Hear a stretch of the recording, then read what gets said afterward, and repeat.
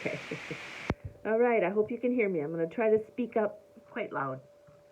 I know it's difficult to hear sometimes. Hello. I'm wearing a beautiful gift from a brilliant artist. Charlene Anderson made this for me, and I am quite smitten by it. So I'm wearing it today. Um, Today, the message title is Stronger Together. And I was thinking about the old story of the frog boil. You know, the frog that sits in the water, in the cool water, and if you slowly turn it up, supposedly he will boil to death because he doesn't notice the change. And then if you put a frog right in boiling water, the old theory was that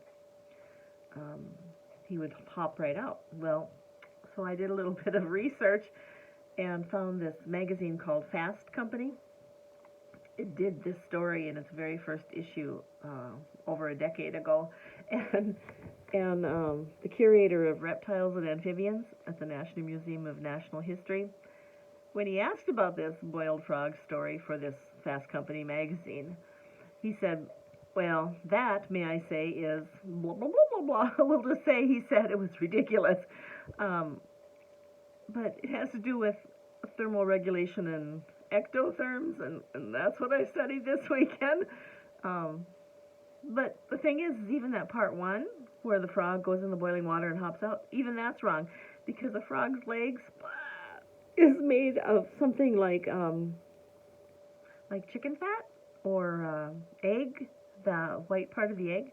So if you put that in water, it just kind of blends out. Yeah, that's what happens to a frog's legs. If you put a frog in boiling water, it cannot jump out. So none of those things were true, but the myth started with this guy called E. Wheeler Scripture in 1897. He wrote this book on sports and sports performance called The New Psychology. And to make a point in his book, Mr. Scripture cited some research that had been done in Germany considerably before his time. So it wasn't even his own research, the poor man.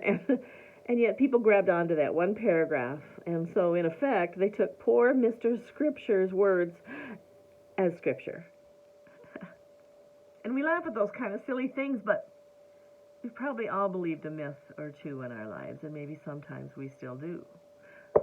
Some of us will knock on wood when we say something that we want to be true, or yeah, that's right. And, we have lucky golf clubs, or maybe a lucky rabbit's foot, not so lucky for the rabbit, but maybe we sit at a restaurant booth that faces the door all the time, And sometimes we believe things, we believe we're right against all evidence. Sometimes if we're raised with a myth, we believe it a long time until we're challenged on that. I've done that. Have you ever been proved wrong after a really long time of believing something? Boy, I have. In grade school,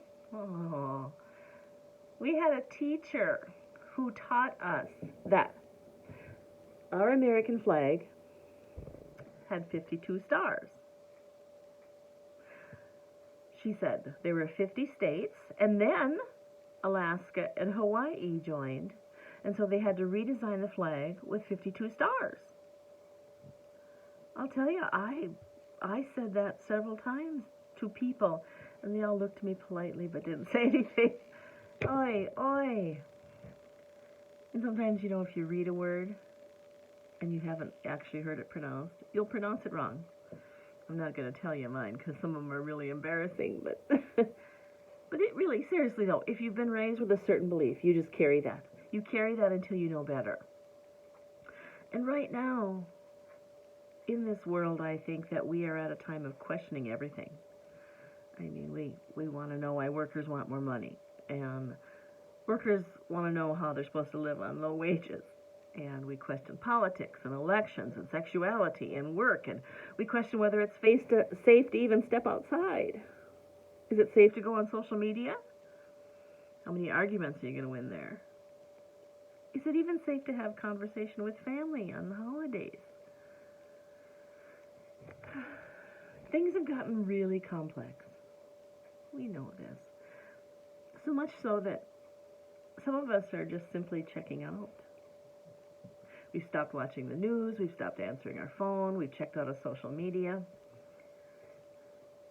And sometimes we just have to count the hard cost of even leaving our own houses.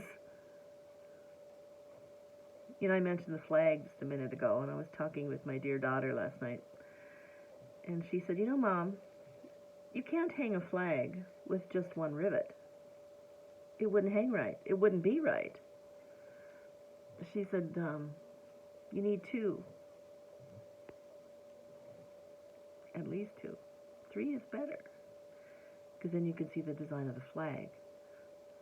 The reason the flag was made. See, we know that we need each other. We may well be a single rivet, but a single rivet isn't enough. Our scriptures today remind us that, if we forgot it, that God wants us to join together. God knows it's what we need. He knows there's strength in numbers, and we know that united we stand, divided we fall. And we know that a burden shared is a burden halved. We know that when we don't come together in worship and song, we lose something.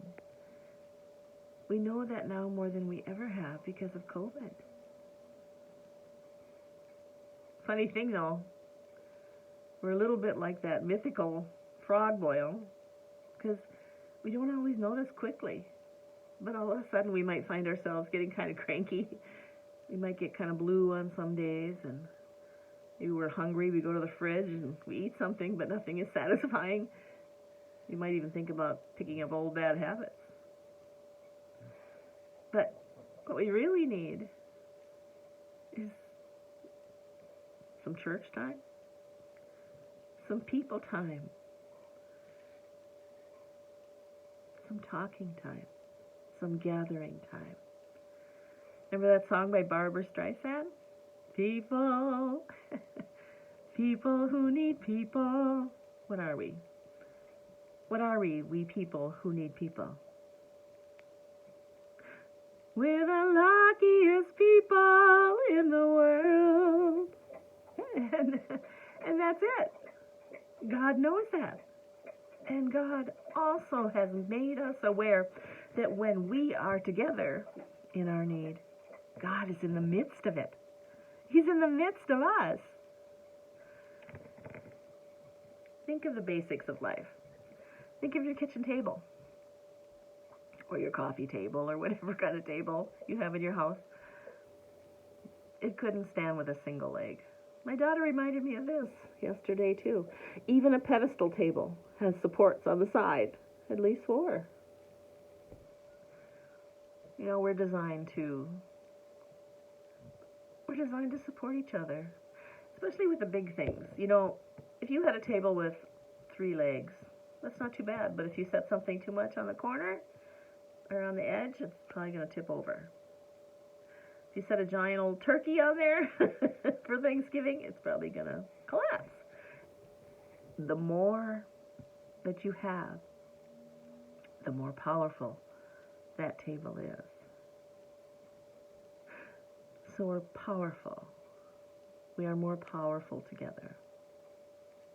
And I say the term powerful, because right now, the world is lusting for power.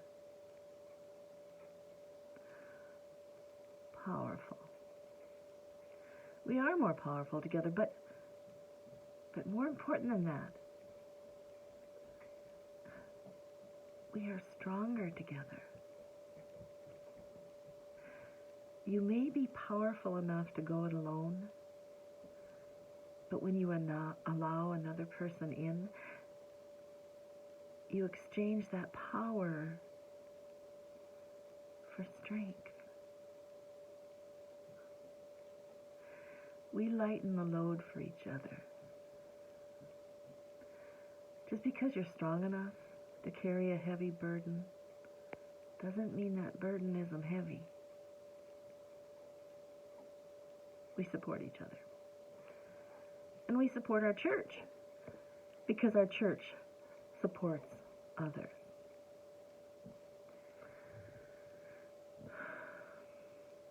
You know, there have been times in my life when my greatest strength was admitting that I didn't have it and asking for help. We need each other. You know what else we know? And it was demonstrated last night for a few of us who gathered in the church lounge. We really love playing board games together. Each one of us has their own personality. Some really want to win. Some just know they're not going to win. Oh, that would be me. But it's so fun. And we have coffee and we eat. It's fun to make a meal together. It's fun to sing and worship together. You know, we learn something when we come together. Always. We teach something. We laugh and we celebrate. And we comfort each other. We'll be doing that this week,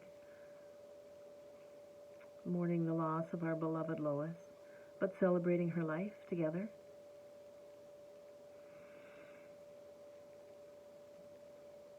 We do. We comfort each other. And we commiserate together. There really is strength in numbers.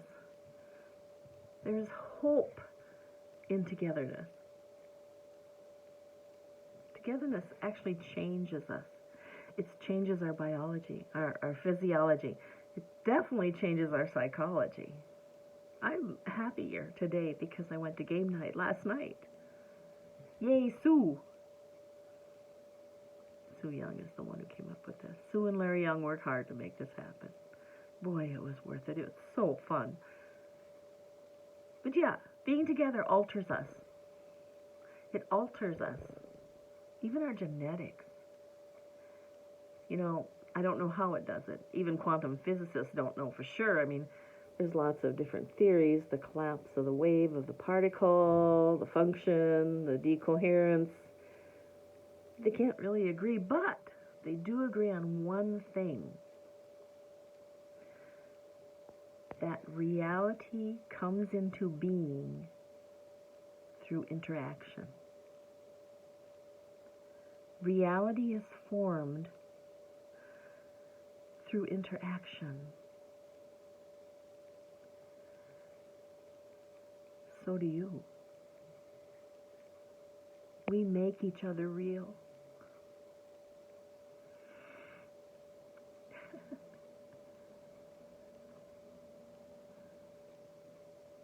We matter to each other more than we even know.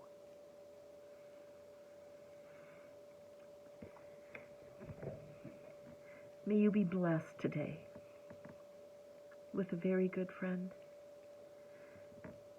May you be blessed with a community of believers that are there to be your extra legs and your extra arms and your extra hands and your ears so they may hear you.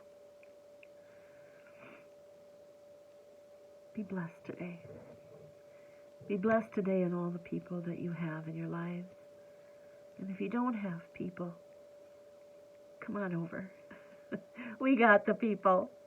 They're real nice ones. May God bless you in all things. In Jesus' name. Amen.